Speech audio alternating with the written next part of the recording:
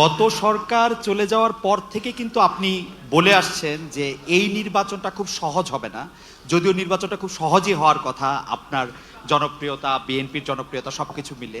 এখন আমার প্রশ্ন, নির্বাচনটা তো হয়ে গেল, এটা অনেক সহজ ছিল কিনা আপনার কাছে? আর এই প্রশ্নটার একটা ছোট্ট লেজ হলো যে এরকম, যে একটু অভয় দিলে বলি যে আপনাকে কোনো এই 200-র বেশি আসন পাওয়ার জন্য আপনাকে কোনো ইঞ্জিনিয়ারিং করতে হইলো কিনা? It's like, thank you so much. জনগণকে কনভিন্স করাটাই হচ্ছে আমাদের ইঞ্জিনিয়ারিং।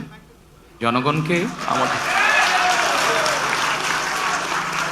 আমাদের যে ইঞ্জিনিয়ারিংটা ছিল সেটা হচ্ছে জনগণকে আমাদের পক্ষে নিয়ে আসা, সেটাতে আলহামদুলিল্লাহ আমরা সফল হয়েছি।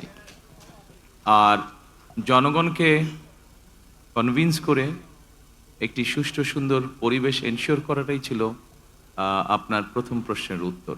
অর্থাৎ যেটা আপনি বলেছেন, যেটা আমি বলেছিলাম কঠিন হবে কিনা, অবশ্যই যে কোনো ভালো কাজ, ভালো গোল অ্যাচিভ করতে গেলে তো কষ্ট করতে হয়, কঠিন হবেই।